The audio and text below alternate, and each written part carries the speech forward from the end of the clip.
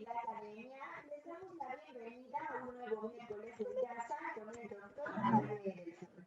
En esta ocasión, contamos con la presencia de un invitado de honor, el maestro Salomón Chertorivsky, quien es licenciado y maestro en Economía por el ITAM y maestro en Políticas Públicas por la Escuela de Gobierno John F. Kennedy de la Universidad de Harvard. Destacado líder del sector público, exsecretario de Salud en la administración de Felipe Calderón y exsecretario de Desarrollo Económico de la Ciudad de México. Exitoso emprendedor, inició una startup que se convirtió en el negocio óptico más grande de Latinoamérica. Profesor investigador del Centro de Investigación y Docencias Económicas, CIDE, y presidente del Consejo Consultivo Ciudadano Nacional Pensando en México. El tema que estaremos abordando el día de hoy es el impacto del COVID-19 en la vida nacional, en la odontología y en la familia.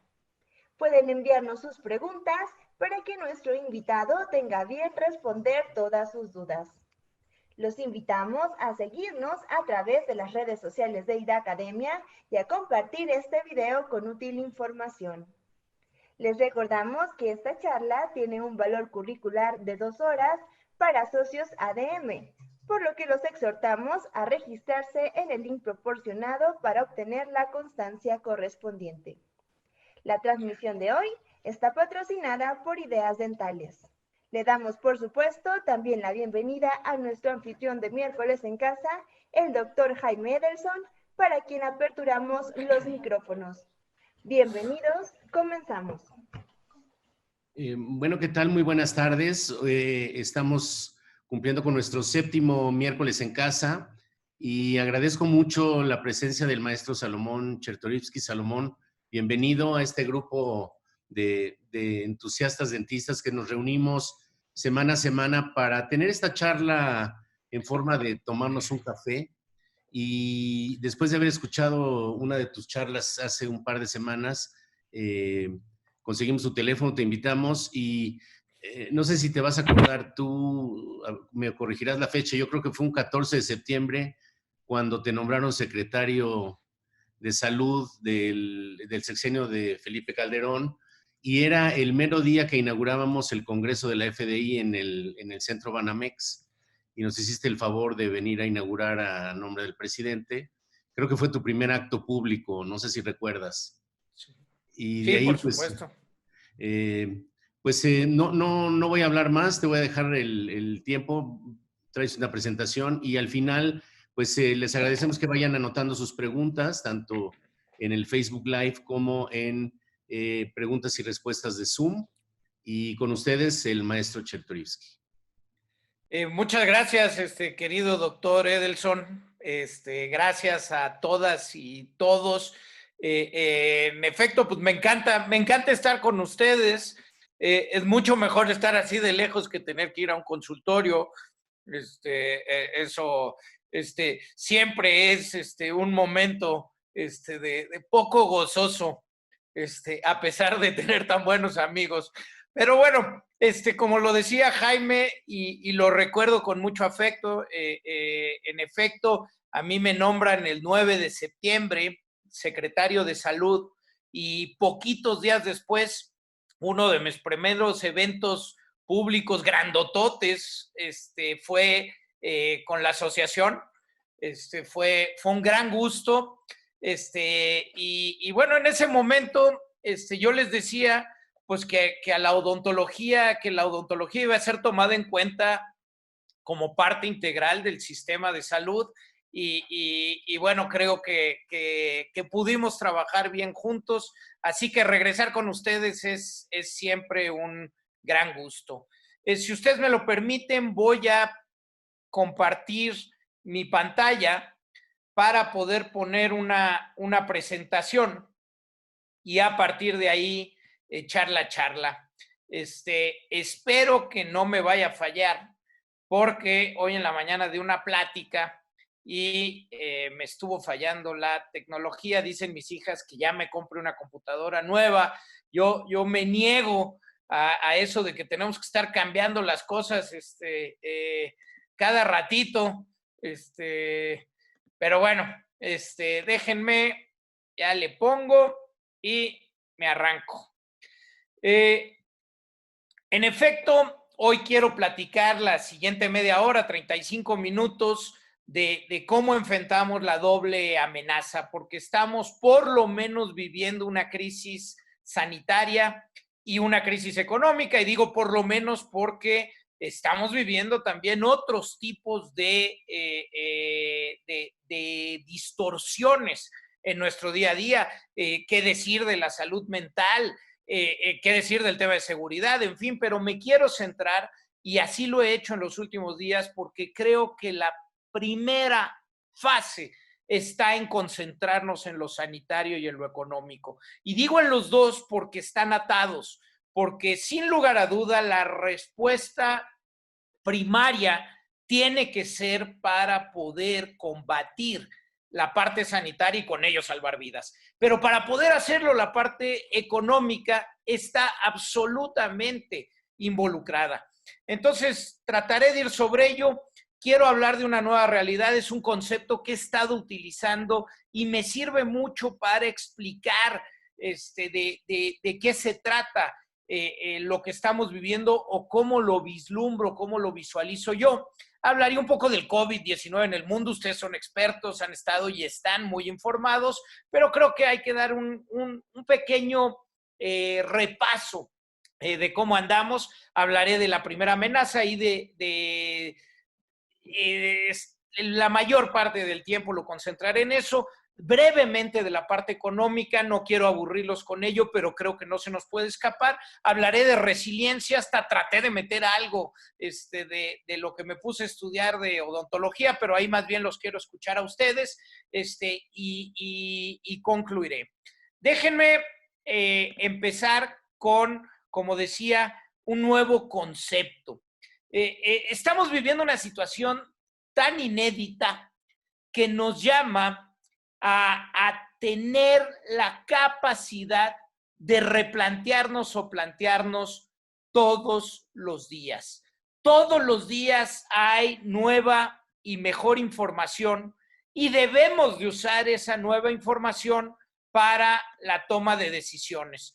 Cuando no lo hacemos así, fallamos con esto. Déjenme decirles que el concepto que yo he encontrado que mejor explica lo que creo que tenemos que hacer es el del Waze. Cuando salimos por la mañana de casa y pusimos la ruta con la que vamos a llegar al consultorio, ¿cuál es la mejor ruta? Pues puede decirte 27 minutos cuando sales, pero al poco tiempo, cuando vas avanzando, con la nueva información que hay, el Waze recalcula y te dice, oye, es una nueva ruta, ya no van a ser 27 minutos, van a ser 31. Y bueno, mal haríamos si no hacemos caso de la nueva ruta y tomamos en cuenta ese tiempo, porque entonces pues seríamos unos necios. Una cosa así como, voy a ir al aeropuerto, pongo el Waze, yo pensé irme por viaducto y de repente pues resulta que hay un bloqueo en viaducto y me dice vete por circuito y yo digo no, la ruta que yo había planeado era por viaducto, entonces ahí me voy aunque esté bloqueada.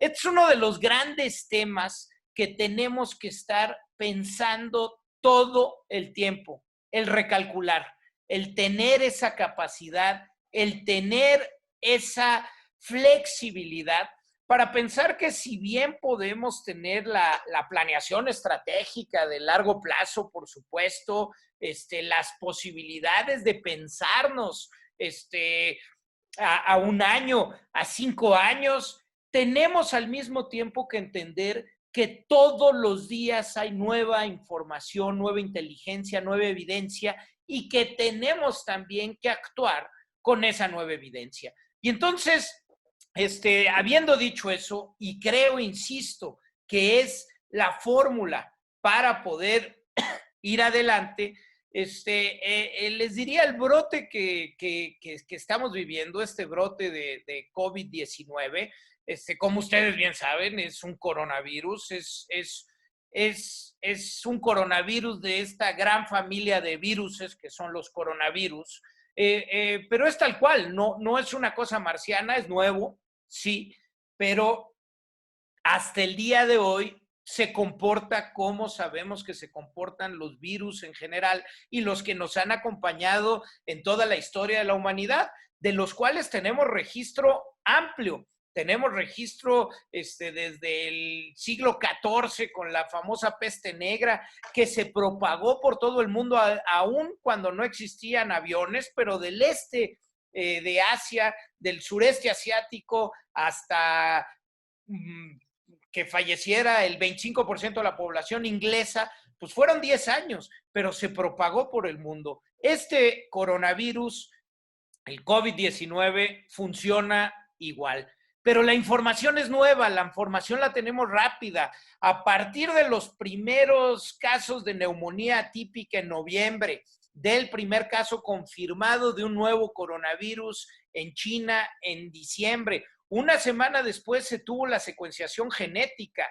Eso es información que antes era muy difícil o impensable de obtener. Pero al mismo tiempo que hay cosas que van construyéndose con agilidad, hay otros temas que se van renovando. Miren, uno de ellos que me parece muy relevante es que todavía en febrero, con la primera misión de la Organización Mundial de la Salud que visitó Wuhan, el cálculo de la tasa de contagio, el famoso R0, es decir, de cada persona que esté contagiada, ¿cuántos va a contagiar? Era de 2.6, que si bien era alta, comparándola, por ejemplo, con la de la influenza estacional, que es de 1.3, pues no era un tema de alarma tan grande, y por eso en febrero todavía para muchos países las medidas estaban bastante más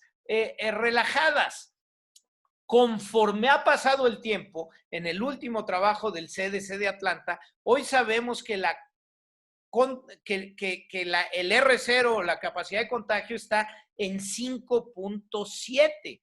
Esto es ya altísimo y por eso, y esa es una de las razones por la que vemos lo que vemos en el mundo. No han cambiado los síntomas, se han agregado algunos, ¿no? Por ejemplo, si bien antes estaba los síntomas de alarma, ¿no? La dificultad para respirar, hoy sabemos que también la pérdida de olfato y gusto son un símbolo que te puede llegar a pensar que son o que estás dentro del 20% de los casos en donde vas a requerir algún tipo de consulta.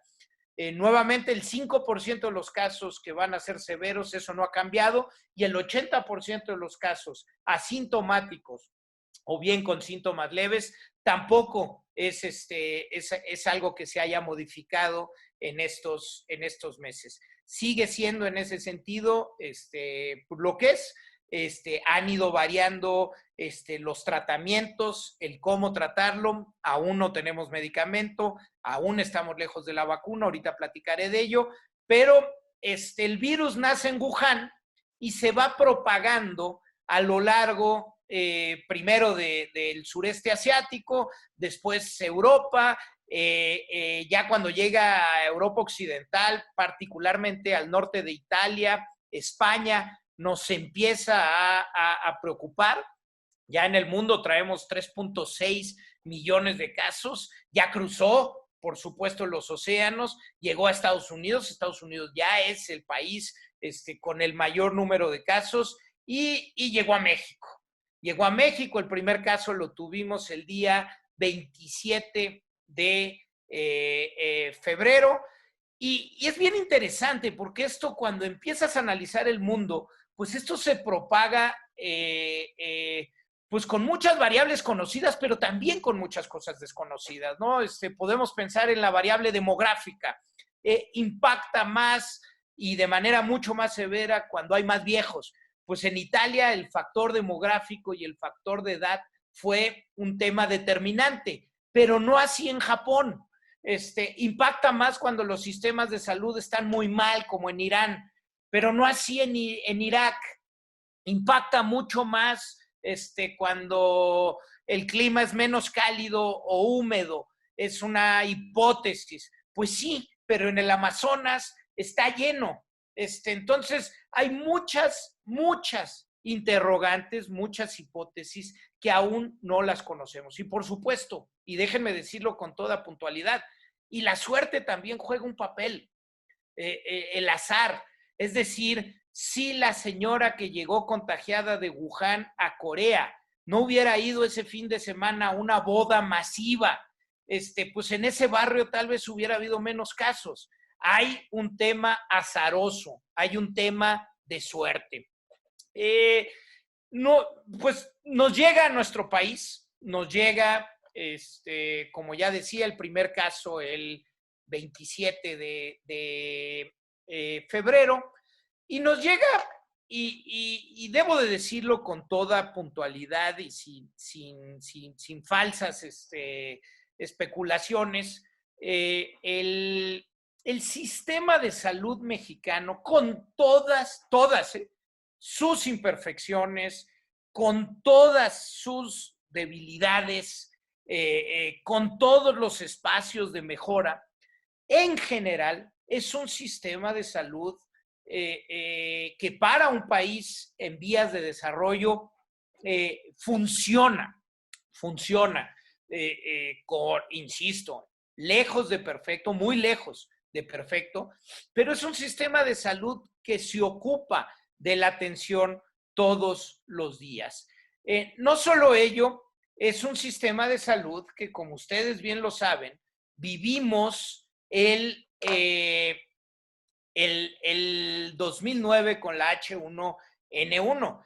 Y así como Wuhan fue el epicentro en este COVID-19, México fue el epicentro, y en particularmente la zona metropolitana de la Ciudad de México, fuimos el epicentro en el 2009. A mí me tocó coordinar el cuarto de guerra durante el H1N1, y hay que decirlo con todas sus letras, cuando esto llega, no teníamos idea de la tasa de contagio, no teníamos idea de la letalidad, y mucho menos sabíamos en ese momento que el Tamivir, el Tamiflu, iba a funcionar para curar.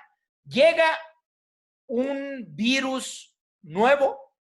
Déjenme decirles que desde el 2001 México había estado preparando un plan para atender una gripe aviar del tipo H5N1, como la gripe española de 1918. Habíamos estado en la búsqueda de atender ella. Incluso en el 2006 hubo un simulacro nacional de H5N1 con características muy complejas. Por ejemplo, se calculaba que iban a ser más de 200,000 personas las que podían fallecer si llegaba. Y va a llegar, es decir, muy probablemente en los siguientes, quién sabe cuánto, ¿no? Pero la probabilidad es casi el 100% que vamos a tener una nueva influenza aviar, difícil. Pero bueno, lo que quiero decirles es que México, y con todas las variables que no se conocían, México actuó muy bien. Con la poca información, con la incertidumbre que se tenía, México actuó bien. Tuvimos también mucha suerte. Tuvimos de entrada, les digo, que el contagio era mucho más bajo, que la letalidad era baja y que funcionó el medicamento, que si en 48 horas te tomabas el Tamiflu, pues no había bronca. Y eso fue, ahora sí que, como dicen los gringos, el game changer. A partir de ese momento sabías que la cosa estaba tranquila. Pero lo más importante para el sistema de salud mexicano es que a partir del H1N1, la capacidad del sistema de vigilancia epidemiológica, que empieza desde los 80 de manera robusta, se fortalece en los 90, pero es a partir del 2009 en donde realmente se le invierte mucho más al sistema de vigilancia epidemiológico y al sistema de capacidad diagnóstica, pues que el país hoy está mejor preparado. Miren, en esto de la capacidad diagnóstica, en el 2009, la confirmación tuvo que venir de un laboratorio de Canadá, y las primeras cerca de 30,000 pruebas las tuvimos que mandar a Estados Unidos y a Canadá no teníamos nuestros laboratorios la capacidad para ese diagnóstico. Hoy tenemos un INDRE que tiene todas las capacidades y en las 32 entidades federativas hay capacidad diagnóstica que nos permitió, bueno, en este caso, pues hacerlo muy bien. Ahora, habiendo dicho todo lo bueno del sistema de salud, también tiene muchas debilidades, algunas ya históricas, como es la falta de presupuesto y de inversión relevante, pero otras se vinieron acumulando en estos últimos tiempos.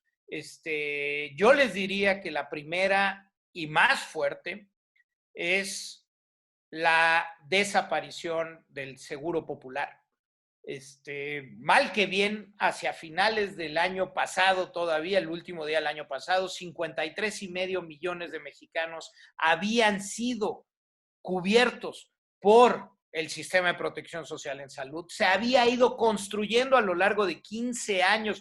Y otra vez, si lo quiero subrayar, lejos de perfecto, lejos de no haber sido vulnerable a algunos gobernadores rateros, otra cosa, pero se había construido un sistema que daba cobertura financiera a la gran mayoría de la población mexicana, y así lo podemos ver con la evidencia y con toda la investigación que se hizo alrededor. Pero el Seguro Popular desaparece y todavía no tenemos a la día de hoy cuál es el sustituto del Seguro Popular. El INSABI, el famoso Instituto de Salud para el Bienestar, todavía no tiene ni siquiera reglas de operación y con ello muchas complejidades. Una muy particular en este momento. En el 2009, en el H1N1, es con recursos del Seguro Popular que se financia la crisis. Había incluso un fondo específico para picos en la demanda, para momentos de demanda extraordinaria. Hoy en día no tenemos ese fondo y no están esos recursos. Sumado a ello, las impericias administrativas del nuevo gobierno pues han estado ahí.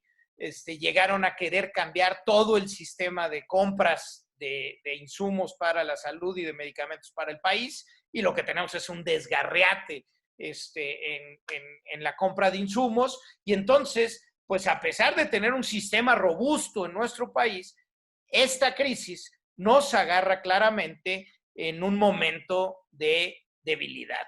Nos agarra con muy pocos recursos. Miren, el último año que yo fui secretario de salud, en el 2012, yo tenía 50,000 millones de pesos en términos reales más de los que el sistema tiene hoy.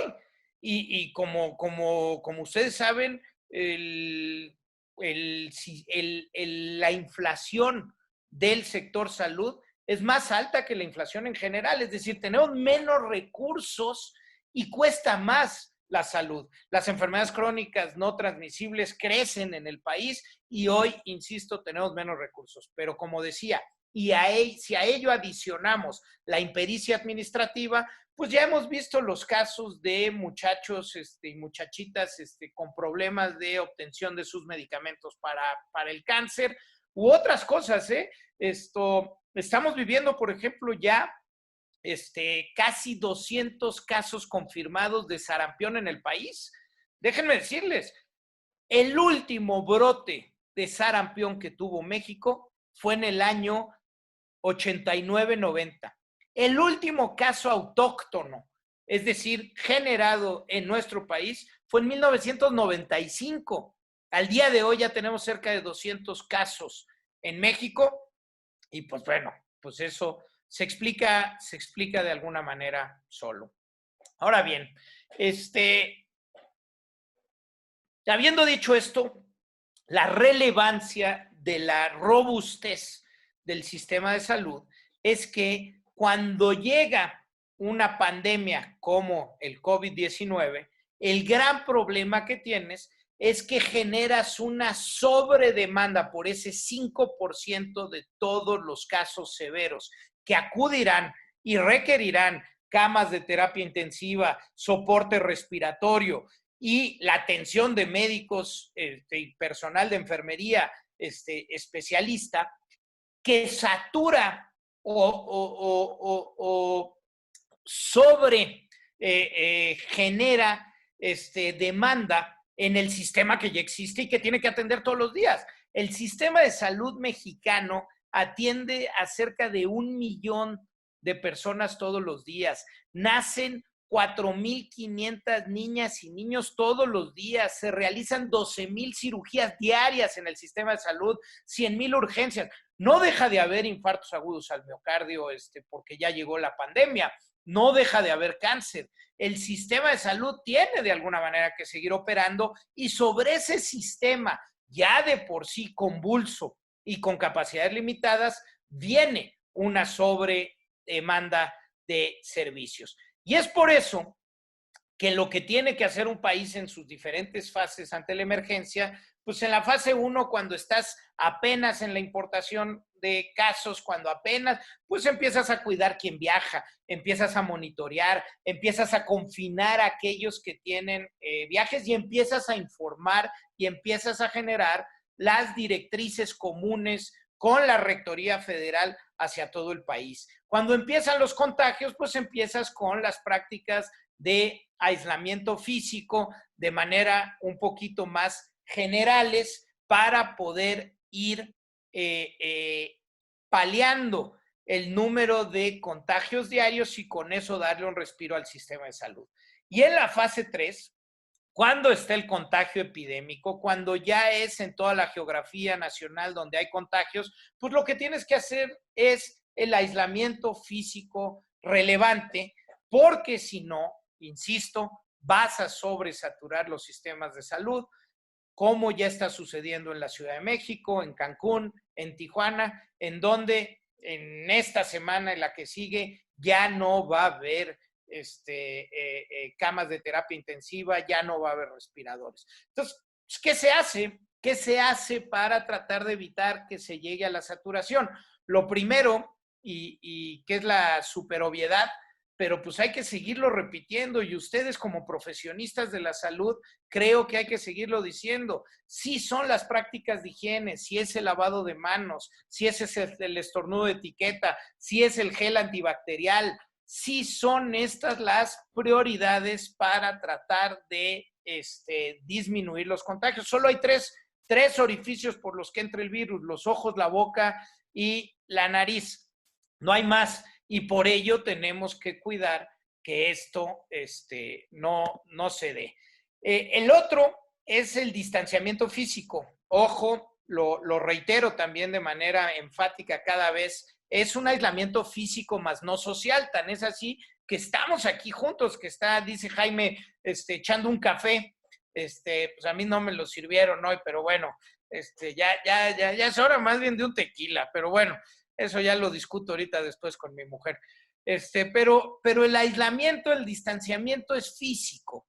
Y en ese sentido, pues lo que tenemos que procurar es que se disminuya en la mayor forma posible el número de contactos, porque con eso los contagios. Qué bonita foto me quedó aquí, como Queen se aísla o se distancia físicamente. Pero bueno, y hay muchas otras acciones de gobierno. Vaya, las directrices y comunicar bien es fundamental. Hoy sabemos que hay mejores prácticas, por ejemplo, en el hacer pruebas de manera masiva, que no aleatoria, no es salir a la calle y a todos picarles la nariz, es a todos aquellos casos probables se les estudia. A partir de ahí se hace un mapeo de todos los contactos que ese caso confirmado tuvo y entonces tú haces un aislamiento muchísimo más focal, mucho más quirúrgico en toda la primera fase. Después sigues haciendo pruebas para saber en qué fase de la pandemia estás. Hoy, de alguna manera, y lo escribía yo en un texto hoy mismo que se publicó en el periódico Reforma, vamos un poco a ciegas. No tenemos suficientes pruebas y por lo tanto tenemos muy mala, muy escasa información para la toma de decisiones. Y sin evidencia, tomar buenas decisiones está muy canijo. Todo esto, otra vez, ¿para qué? Para el famosísimo aplanamiento de la curva. Es decir, ya decía, siempre se comportan como una curva de Bell. Crecen los casos, llegan a una meseta y disminuyen. Tú lo que quieres hacer es que esa pendiente creciente sea lo más horizontal posible para que no se sobresaturen los sistemas de salud. Y lo que haces o dejas de hacer, sí importa, sí importa. Y hay que decirlo con toda puntualidad. Tan es así que los casos dentro de nuestra población, de nuestras 32 entidades federativas, son muy diferentes. Aquí les puse 2 ejemplos, pero podría poner, porque ya sé que el presidente de nuestra asociación es regio, podría poner el caso de Nuevo León, que ha sido muy exitoso, pero aquí comparo 2 zonas metropolitanas, pues muy comparables por el número de habitantes. Y a pesar de que los casos iniciaron los mismos días en la Ciudad de México que en Guadalajara y su zona metropolitana, hoy la Ciudad de México tiene 7,000 casos y Jalisco tiene 470. Y no solo ello, hoy que la Ciudad de México tiene ya más de 500 fallecimientos, Jalisco, tiene 30, Nuevo León tiene 25. Hay que decirlo, lo que se hace o se deja de hacer sí importa. Y la variabilidad de lo que se ha hecho para el distanciamiento físico y las medidas y las campañas de comunicación que se han dado en las diferentes entidades federativas, digo, 1, nos habla que en general entramos tarde.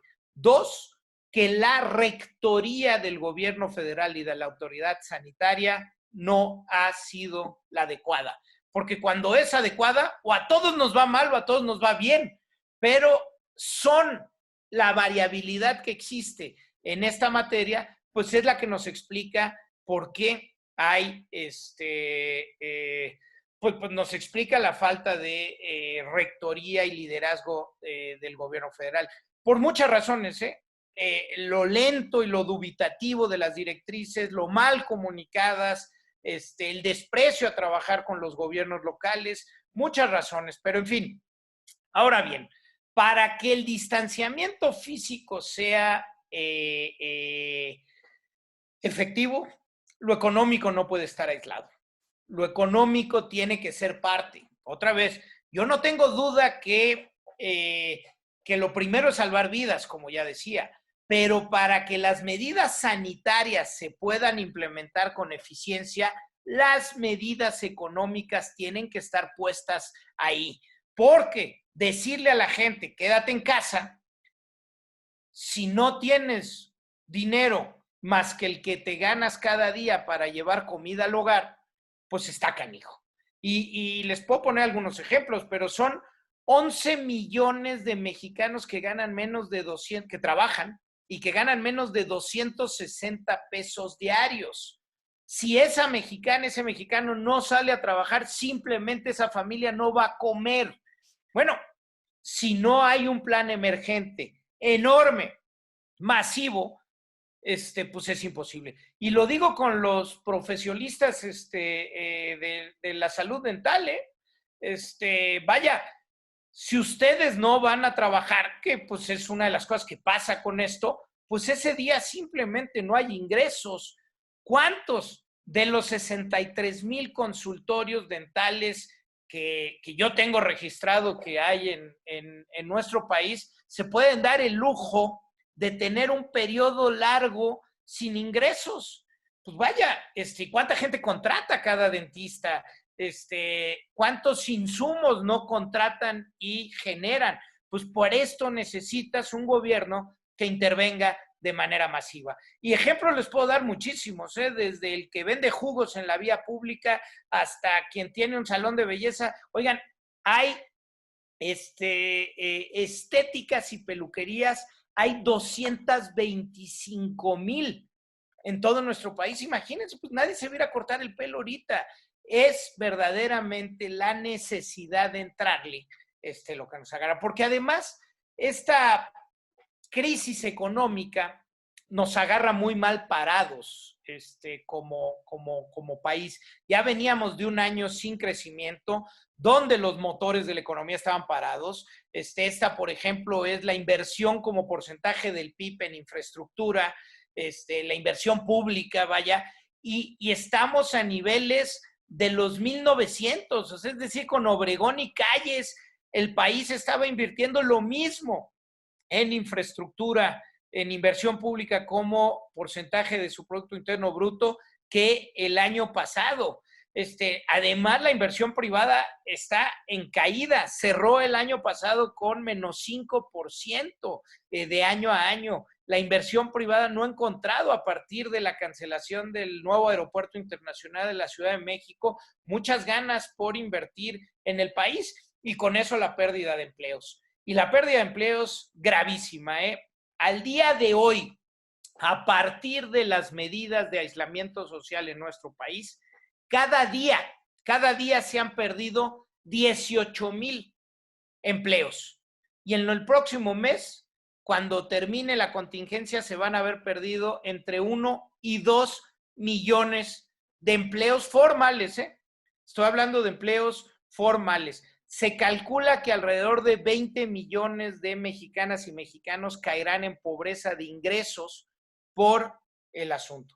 Si a esto le sumamos otras monadas, como lo que está sucediendo en el mercado internacional de petróleo, no me detengo en ello, pero lo que podemos prever es que la economía de nuestro país va a caer por lo menos entre 7 y 12 puntos en el 2020. No estamos hablando ya de una recesión, estamos hablando de una depresión. No estamos hablando si nos vamos a recuperar en el 2021, estamos hablando de efectos que van a impactar a una generación. ¿Cómo mitigar esto? Pues el gobierno le tendría que entrar, y le tendría que entrar de manera masiva. Primero, por supuesto, inyectando todos los recursos que fueran necesarios para el sector salud.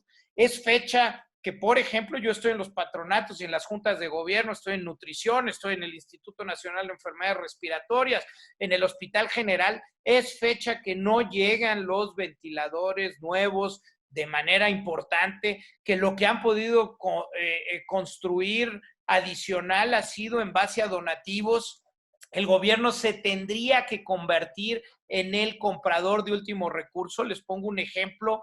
Tendríamos que estar en capacidades para que el gobierno contratara los cuartos de hotel, para que ahí se hospedara el personal médico y de enfermería, para no contagiar a sus familiares. Pero además, si le pagas a los hoteles contratan lavandería, contratan comida, mantienen la nómina, y así con un montón de sectores. Necesitaríamos estar activando, necesitaría el gobierno estar pagando parte de las nóminas de pequeñas y medianas empresas, de consultorios dentales. Necesitaría el gobierno tener un programa de sustitución de ingreso para que se pierda el menor número de empleos posibles.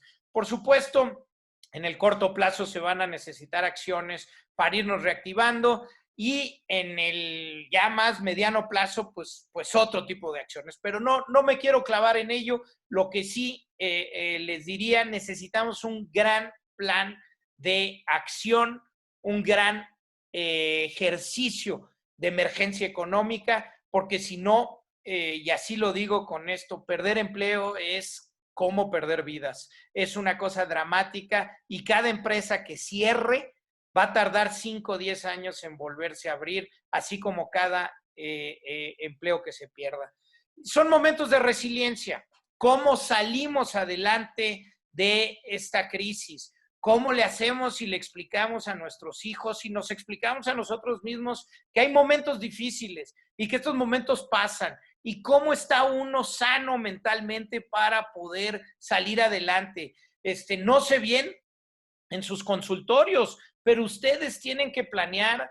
Ahorita me imagino que en muchos casos es agarrarse del mástil y sortear la tormenta. ¿Cómo le hago con los flujos? ¿Cómo le hago con el personal que me ayudaba? ¿Cómo regreso y con qué condiciones de higiene voy a poder regresar para esa nueva normalidad que me va a impactar, que seguramente va a tener que tener cambios hasta físicos en el consultorio? E insisto, no me atrevería ni siquiera ante ustedes a hacer medidas o recomendaciones específicas, pero lo único que sí sé es que la normalidad a la que regresemos va a ser diferente. Y esa normalidad diferente la tenemos que ir planeando hoy, porque muchas veces planeamos el futuro con variables del presente. Es decir, ¿cómo regreso en 2 meses, 3 meses, cuando esto empiece a ser normal, cuando mis propios pacientes quieran volver a ir al consultorio? ¿Cómo regreso? No puede ser con las variables que tenía hoy.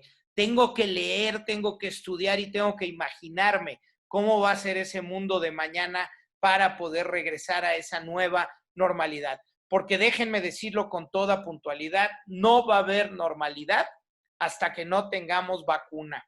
¿Y cuánto puede tardar una vacuna? Si bien nos va 1 año y medio, 2 años, no es solo la complejidad de hacer una vacuna que sí funcione y que no tenga consecuencias negativas, es cómo se fabrica, cómo se distribuye a 6,000 millones de personas. Oigan, no es, a ver, la epidemia del VIH-Sida empieza en los 80 de manera fuerte. Son 40 años y todavía no tenemos vacuna para el VIH. No se ha logrado, no es una cosa que seguro lo vamos a lograr, no es cierto que seguro lo logremos. Si no lo logramos y pensando que en el mejor escenario vamos a tardar 1 año y medio, necesitamos entender que la normalidad a la que estamos acostumbrados va a cambiar, con ello las decisiones que los individuos tomemos y tenemos que acoplarnos. Al igual que en casa, yo lo decía desde hace algunos días, pues tenemos que utilizar este tiempo para entrenar a nuestras hijas, a nuestros hijos. Muchos de nuestra generación, de la mía, la de mis hijos, nunca han vivido una verdadera época de crisis que lleve a tener que replantearte lo que viene, como un cambio profundo. Hay que cuidar la salud mental, hay que platicar las cosas, hay que platicar el dolor, hay que platicar las frustraciones, que no para todos son las mismas, pero pues para una niña puede ser el que no va a tener ya graduación, el que sus planes de los siguientes meses cambian completamente. En otros lugares donde las casas son pequeñas, donde no hay señal de internet o es muy baja, pues hay otras preocupaciones. En fin, tenemos que aliviar la tensión en casa, tenemos que platicar, tenemos que estar dispuestos a tener dinámicas diferentes, porque sobre todas las cosas tenemos que entender que algo cambió. Y eso que cambió y que nos está afectando va a requerir de que salgamos adelante de una manera diferente. Por último, y termino, me gusta siempre terminar con frases. Esta me encanta, que es de María Curie, la primera mujer en ganar el premio Nobel. Ella decía que no hay que temer nada en la vida, solo hay que entenderlo. Creo que estamos en una época en donde tenemos que entender lo biológico, entender lo económico, entender lo social, entender a nuestras familias, porque como ella decía, es el momento de entender más para que podamos temer menos. Entre más nos dediquemos a tratar de entender lo que nos está pasando, eso va a aliviar nuestro miedo y va a hacer que podamos regresar a esa nueva normalidad con mucho mayor confianza, con mucha mayor capacidad. Les agradezco, querido Jaime, señor presidente de la asociación, paisano regio, muchas gracias por la invitación y quedo a sus órdenes por si hubieran preguntas que pudiera yo contestar. Vamos a regresar a esa nueva normalidad con mucho mayor confianza, con mucha mayor capacidad. Les agradezco, querido Jaime.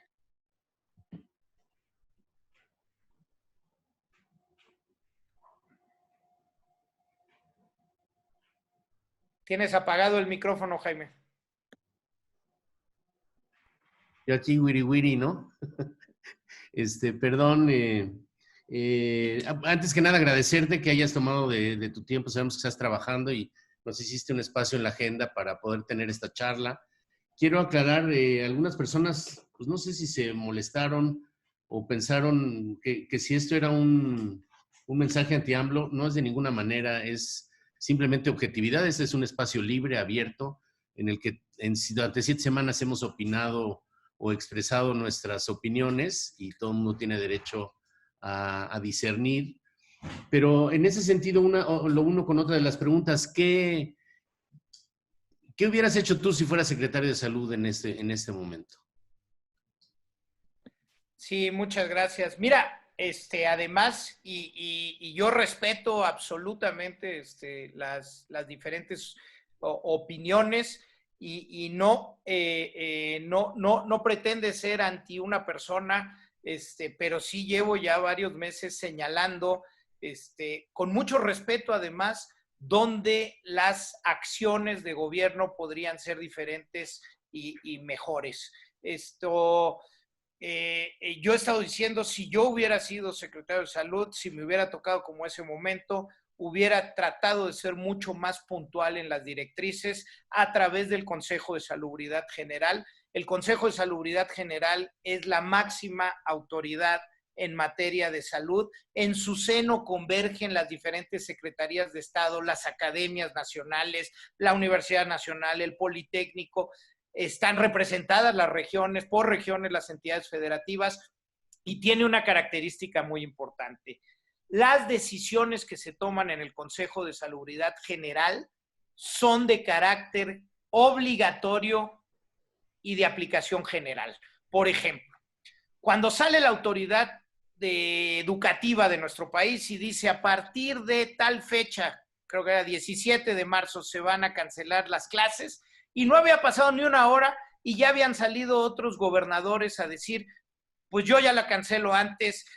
Bueno, si esa decisión de cuándo se suspenden clases se hubiera tomado en el seno del Consejo de Salubridad General, no hay que los gobernadores deciden otra cosa o otras fechas. Es de aplicación general y obligatoria. Y eso va haciendo que la rectoría del Estado mexicano en materia de salud, en materia sanitaria, se vaya aplicando de una mejor forma. Segundo, hubiera, Jaime, hecho diferente mi comunicación. En esta época, a ver, por dos razones. Una, en esta época de sobreinformación, en esta época de múltiples fuentes para informarnos, en 2009 no había redes sociales como hoy, no nos llegaba tanta información, ya ni se diga antes. Entonces, tal vez en 2009 todavía como una mañanera y como una conferencia en la tarde, pues eso era suficiente para que los mexicanos y las mexicanas estuviéramos informados. Lamentablemente hoy no. Si no llenas los espacios de información, estos se llenan con otra y muchas veces con información que no sabes cuál es su fuente o si es verídica o si tiene bases. Entonces, yo hubiera hecho un gran equipo de vocería del gobierno federal para que llenara todos y cada uno de los espacios de comunicación. Tercero, la congruencia es muy importante. Por muchas semanas, cuando ya se nos decía que había que aplicar el distanciamiento social, nuestras autoridades seguían en mítines, abrazando gente, besándose. Hay que dar mensajes congruentes porque cuando los mensajes no son congruentes, entonces pues la gente dice, pues, ¿cómo le voy a hacer caso al otro? ¿Cómo me dicen que me quede en casa si yo estoy viendo que las autoridades no se quedan en casa, que siguen con todo normal? Seguro esto es un cuento. Y cuando, todavía el día de hoy, cuando vemos, pues que a pesar de que son tal vez ya 500,000 de casos o de contagios en el país, pues ese 500,000 entre 127 millones de personas, pues probablemente no nos tocó todavía uno en casa. Entonces, esta cosa de imaginarnos el peligro es una cosa muy lejana. Entonces, tenemos que comunicar con mucha certidumbre. Y dos cosas más muy puntuales. Uno, si hubiera comprado el equipo médico, los insumos para la seguridad del personal médico y de enfermería con mucha antelación. Si hubiera comprado todo lo requerido para las camas de terapia intensiva y los respiradores con mucha antelación, porque el mundo nos regaló 3 meses para irnos preparando y no lo aprovechamos. Algunas de las cosas que hubiera hecho diferentes. Mira, aquí nos hacen una pregunta, no me marcaron de quién. dice al profesor Salomón, ¿qué hacer si trabajas en sistema de salud y tienes que ir a trabajar? Aún sin el decreto de salud. O sea, como diciendo, es obligatorio, pero no es obligatorio, pero te pones el cubrebocas, pero no te lo pongas, ¿no? A ver, yo creo que es una muy buena pregunta y es bien compleja. Miren, y aprovecho para agradecer profundamente, porque pues como se dice ya de manera repetida, pero sí son nuestros héroes y nuestras heroínas. O sea, sí los que se están despertando todos los días para irse a rifar la vida, para salvarla de otros, es una cosa que hay que reconocer y hay que cuidar. Entonces, quien lo está haciendo, hay que agradecerlo y hay que apreciarlo profundamente. También existe la decisión individual de hacerlo o no hacerlo. Y ahí yo diría, pues tendría que haber como parámetros, ¿no? Si la autoridad sanitaria te está entregando todo lo necesario para poder llevar a cabo tu actividad en las mejores condiciones de seguridad. No quiere decir que el 100%, aunque hagas lo mejor que tengas que hacer y te prevengas con todo, no quiere decir que no tengas riesgos, pero si la autoridad nos está brindando todo lo necesario para hacerlo con seguridad, es más difícil decir que no o que aplique una voluntad o una decisión individual en esta búsqueda. Pero si no te están dando lo necesario para poder estar en mínimas condiciones de seguridad, entonces sí existen los mecanismos de exigencia, existen los juicios de amparo y existen todos los mecanismos para poder exigir el no regresar a trabajar hasta que no existan condiciones mínimas de seguridad para poder desarrollarlo. Mira, aquí hay una situación. Digo, oímos historias, la mayoría, pues depende de la fuente, su veracidad, de que no hay suficientes insumos y que una persona que trabaja en el sistema de salud se han ido comprando sus propios overoles. Sin embargo, quisiera hacer aquí una diferenciación entre la gente, los médicos y enfermeras y enfermeros que están atendiendo pacientes que todos están infectados, se ponen el overol y trabajan con él 6, 7, 8 horas, muy pesado, muy duro. Pero nosotros en odontología, si bien desde el VIH se establecieron medidas de protección, de barreras de protección, desinfección de las unidades dentales entre un paciente y otro, la cantidad de desechables que se utilizan, se instituyeron los guantes en el tratamiento diario. Antes los dentistas trabajaban sin guantes, sin cubrebocas, sin gorro, sin nada, ¿no? Pero ahora en el VIH tú no podías saber quién tenía y quién no. Entonces, la regla hace 35 años fue, tú tratas a todos como si tuvieran, ¿no? Entonces, tú te cuidas, pero te tienes que cuidar de una enfermedad que iba de sangre a sangre. Hoy tendrías que tener, en teoría, para hacerlo bien, un overol que te cambiaras entre paciente y paciente, porque si no, puedes llevar la infección de un paciente que se sentó contigo al que sigue. Entonces, ni siquiera es que compres un overol, tendrías que o tener una inmensa y producir una inmensa cantidad de basura contaminada o no, porque no sabemos, para poder hacerlo bien o encontrar de qué manera vamos a limitar aerosoles y una serie de cosas que hemos venido hablando que son mucho más del gremio, pero sí hay una diferencia. O sea, ahora podemos ir a atender emergencias, pero son dos, pero cuando se reinicie el trabajo, como dices tú, antes de una vacuna y antes de un tratamiento que no ponga en peligro tu vida, pues el cómo vestirse, desvestirse, cambiarse. Ni siquiera los consultorios están hechos como clínicas y hospitales que sí tienen un pasillo de, digamos, donde de aquí para acá no pasas si no tienes ciertas medidas, ¿no? Entonces, nos preguntan cuál va a ser el impacto en la economía de los odontólogos, ¿no? Hijo, Jaime, qué difícil y todo lo que narras es preciso. Es decir, yo creo que esto sí va a requerir de ustedes, de los especialistas, y me imagino que va a haber congresos de nuevas prácticas de seguridad para ustedes y para los pacientes. Creo que la tecnología, la evidencia nos va a ir ayudando a poderlo hacer de la mejor manera posible.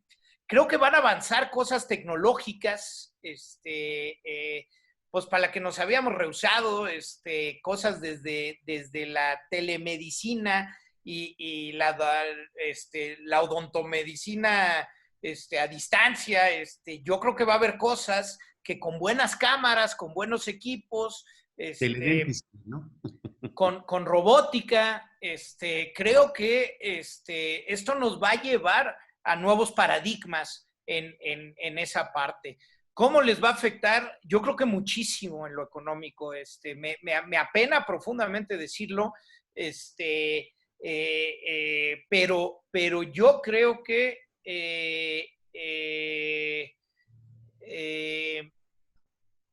híjole, yo creo que va a ser bien complejo que la gente se anime a ir al consultorio, ¿no? De por sí somos bien decidosos con nuestra salud dental. Lo hemos platicado un montón de veces, es decir, no vamos hasta que nos duele, no cumplimos con la regularidad de los niños cada 2 veces al año, los adultos 1 vez al año, obligatoriamente, preventivamente a ir.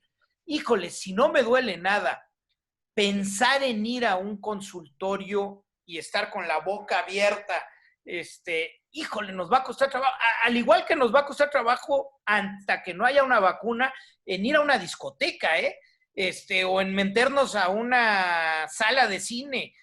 Vamos a preferir como ciudadanos tomar medidas nosotros mismos por el miedo al contagio. Entonces yo creo que tiene que haber 2 cosas. Creo que lo que ustedes pueden hacer es adelantar y comunicar las medidas de seguridad y de por qué es perfectamente... el día de ayer mi hija fue a revisarse los brackets, y bueno, pues sí pregunté cuáles iban a ser las medidas, cómo están yendo en el consultorio, cuánta gente está en la sala de espera, sí. Y a partir de eso, pues decidí que sí podía ir a hacer su revisión. Pero creo que ustedes van a tener que comunicar mucho de que se puede seguir la práctica con toda seguridad. Eso va a depender de ustedes. Y por otro lado, sí creo que el gremio tiene que exigir mecanismos fiscales al gobierno. Es decir, sí tiene que haber un periodo de gracia para el pago de impuestos. Digo, ya hubo una postergación. Pero para ustedes, para los que estén pagando seguro social, para quienes les ayudan, para quienes les prestan servicio de limpieza, de seguridad, tiene que haber mecanismos en donde sus costos se alivien, porque si no va a ser muy difícil. Y creo que ahí con inteligencia el gremio pues tiene que ir haciendo cuentas y manifestaciones al gobierno de cómo recibir ayuda. El gobierno federal y a los gobiernos locales, porque a nadie nos conviene que quiebren muchos consultorios dentales. Oye, mira, ya sé que tienes prisa. Quiero juntar aquí 3 preguntas en una y luego darle la palabra al doctor Manuel Martínez. Hablan una dice si el sistema Centinela es el que se debió haber utilizado. La otra pregunta dice, ¿cuál es su opinión acerca de que ayer el doctor Gatell muy halagüeñamente comenta que la curva de la pandemia se ha aplanado, si apenas un día antes informaba que el clímax sería entre los días 6 y 10 de mayo? Lo comento porque mágicamente la gente empezó a salir de sus casas y el tráfico vehicular aumentó, como dices políticas de eso. Y la otra es, si en México no se hicieron las pruebas por el costo o por ocultar y dar más juego a esas personas que viven en el día a día. No sé si podemos, creo que las 3 hablan de lo mismo. Ya no hablemos de luego ahora aprovechar la popularidad para ir a leer poemas, ¿no? Ese ya será para otra plática. De eso no hablo porque luego alguien me regaña de que estamos nada más criticando, pero no, de manera objetiva. A ver, el sistema Centinela no sirve en un momento de atención a emergencia. El sistema Centinela está planteado desde el 2006 y se reforzó mucho a partir de la influenza son 475 unidades que atienden temas respiratorios a lo largo y ancho del país. ¿Saben? Porque además ni siquiera están elegidos de manera aleatoria, es decir, no tienen una representatividad nacional de manera aleatoria. Simplemente son centros que nos conviene monitorear y te sirven para dos cosas. Una, para saber la influenza cómo va y si es un año que se te va a complicar, ¿no? Para tomar las medidas pertinentes. Y segundo, te sirve muy bien para detectar si hay un nuevo bicho circulando entre nosotros, para la vigilancia epidemiológica. Para eso es que te sirve. No para la emergencia, porque la emergencia sí necesitas con toda puntualidad saber cómo va creciendo y necesitas además saber la regionalización, es decir, este sistema Centinela no tiene capacidades para decirnos cómo van las diferentes entidades federativas, muchísimo menos los municipios del país. De los 2.400 municipios se han hecho pruebas solo en 400. Entonces, ¿cómo van a poder regresar a la normalidad los municipios si no tienen información sobre su propia lógica local? Aquí sí la información local es bien importante. Segundo, diría yo que fuimos aprendiendo que en el mundo sí sirvió la masificación de las pruebas. A ver, sí cuestan, alguien preguntaba si cuestan. Sí cuestan, pero pues son momentos de invertir. Cuesta más las vidas que se pierden. Y con ello conecto a lo a lo que preguntaban de si estamos aplanando la curva o no. A ver, con todo respeto, yo creo que es una afirmación muy aventurada. Y que no tenemos hoy por hoy los elementos suficientes por la mala calidad de la información, por las poquísimas pruebas y por el desfase de la información que tenemos. Es decir, acuérdense ustedes, los muertos que se reportaron ayer no es que se murieron antier, son fallecimientos del último mes. Si ustedes se ponen a ver el reporte estricto de los fallecimientos del día de ayer, puede haber pacientes que fallecieron el 3 de abril.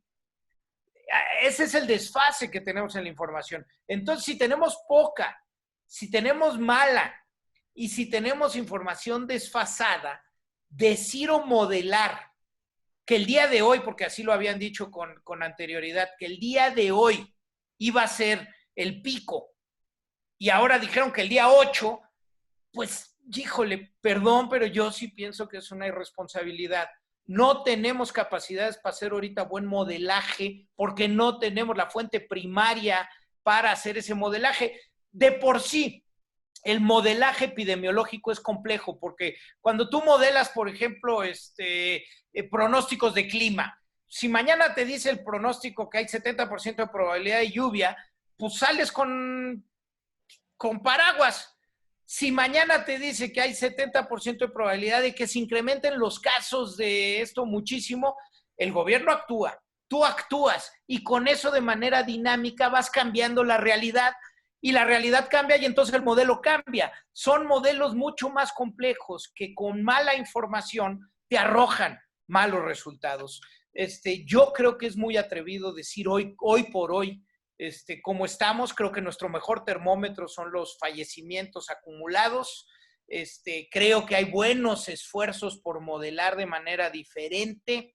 Es más, mañana, y aprovecho mañana tenemos una conferencia de datos y de información. Va a estar el doctor Julio Frenk, va a estar el doctor Narro, y vamos a presentar varios modelos, uno de Stanford, uno de la Universidad de Miami, en fin, que nos ayudan a entender. Pero la base, Jaime, tal vez con esto termino, es que la información para generar evidencia de lo que hoy está sucediendo en el país es mala y escasa. Y no es mala y escasa por todas las variables de incertidumbre que estas cosas tienen, como narraba, de las variables demográficas, las variables de calor. Es mala por decisión propia. Y la base de la decisión está en el hacer poquitas pruebas. Y aún cuando ya sabías o ya había información de que te convenía otra estrategia, no quisiste cambiar tu rumbo y eso es una cosa que pues preocupa muchísimo. Pues sí, es lo que yo siempre he dicho, vamos a ver cuánta conciencia tiene el gobierno actual para cargar con la responsabilidad de las gentes que fallecieron y que podrían haberse curado. Sí, como dices tú, hubiéramos tenido esos 3 meses, tuvimos esos 3 meses para que los insumos estuvieran aquí, estuvieran en su lugar y no, sobre todo que muchos de los fallecidos son médicos y enfermeras, enfermeros que están en la infantería, ¿no? En la primera línea de guerra. Manuel, no sé si quieres tú hacer un comentario. Saludos hasta Monterrey, Nuevo León. Bueno, Montemorelos, Nuevo León.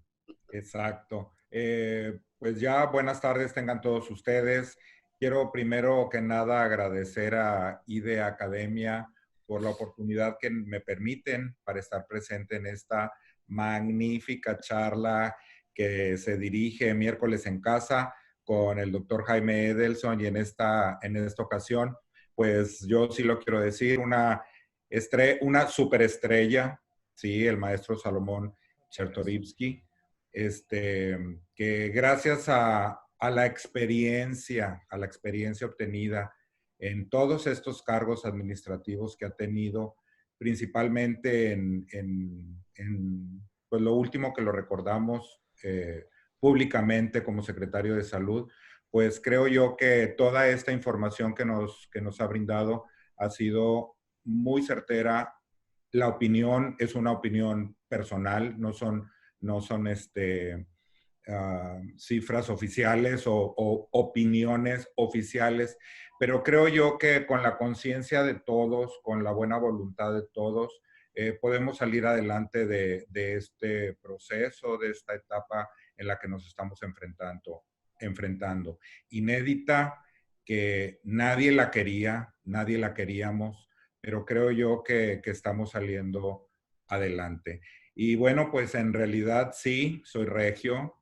Los quiero saludar desde el bello estado de Nuevo León, desde la capital, Monterrey, Nuevo León, pero no, principalmente en esta ocasión los saludo desde casa, desde la casa de todos ustedes en Montemorelos, Nuevo León. Ya tengo radicando aquí 28 años de casado. Mi esposa también es odontóloga y pues estamos resguardándonos en casa en actividades propias que podemos realizar en estos casos. Claro, con renuencia porque pues sí, nunca habíamos estado tan fuera de nuestro trabajo, que apreciamos, que adoramos, que estamos apasionados por la odontología y que en realidad, pues este tiempo de estar en casa, que aparte del saludo muy afectuoso a todos los odontólogos, a todos los compañeros socios de la Asociación Dental Mexicana, pues les quiero primero agradecer porque hasta la fecha no se ha reportado ningún socio, ninguna pérdida lamentable de los compañeros socios odontólogos por esta contingencia. Los quiero felicitar por estar realizando primero, acatando los lineamientos y las indicaciones que nos están proporcionando, y estamos únicamente atendiendo urgencias. Sabemos que todos estamos desesperados por ya llevar a la rutina de 5, 10, 20 pacientes diarios, pero todos estamos acatando esas indicaciones, estamos resguardándonos de toda esta problemática de contagiarnos, pero también principalmente de contagiar a nuestros pacientes, que si nos buscan, sabemos que han sido nuestros pacientes por mucho tiempo. Y bueno, pues ese es también un sentir, el proteger a nuestros pacientes de posibles contagios.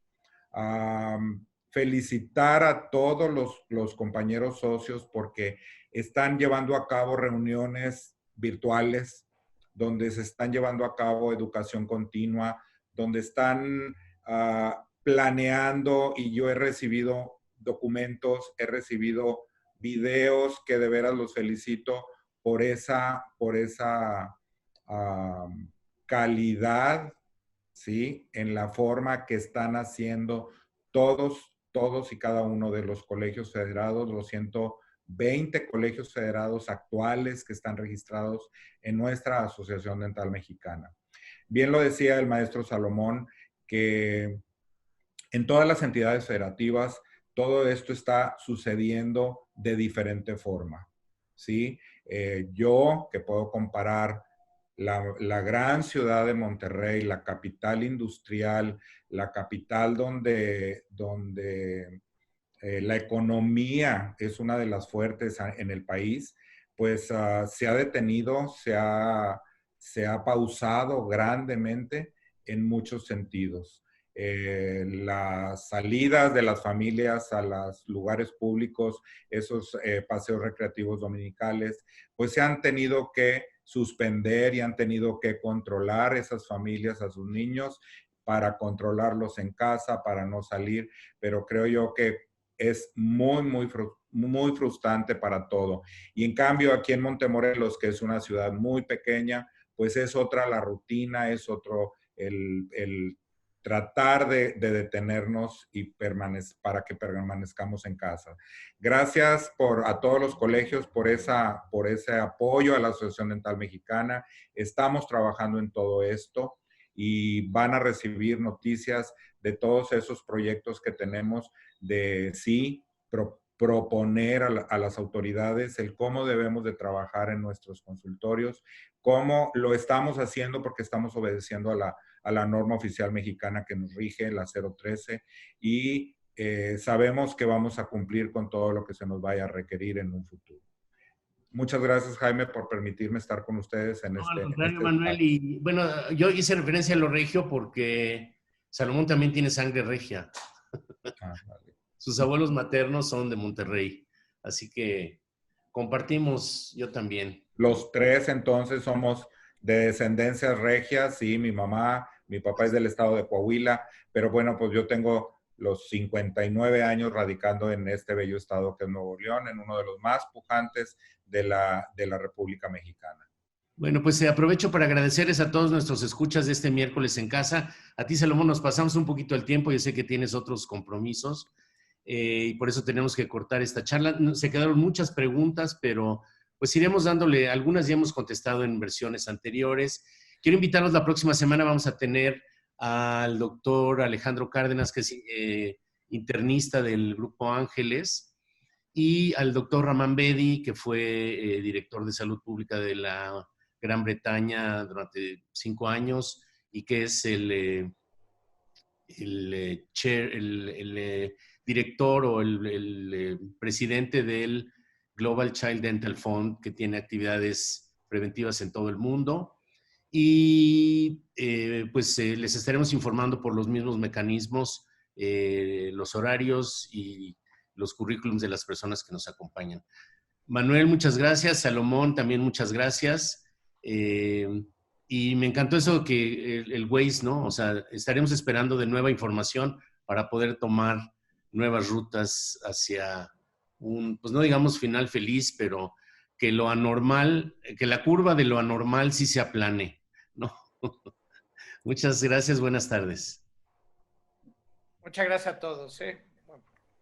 A nombre de IDA Academia le damos las gracias al maestro Salomón Chertorivsky, de igual manera al doctor Manuel Martínez y por supuesto al doctor Jaime Edelson por compartir parte de su experiencia en esta interesante charla titulada El impacto del COVID-19 en la vida nacional, en la odontología y en la familia. Les recordamos a todos los participantes de Zoom que no es necesario su registro para las constancias, ya que aparece directamente. A todas las personas que nos acompañaron, muchísimas gracias. Los esperamos el próximo miércoles. Y este próximo viernes también tendremos una interesante charla, por lo que esperamos contar con su presencia. La transmisión de hoy estuvo patrocinada por Ideas Dentales. Gracias y buenas tardes.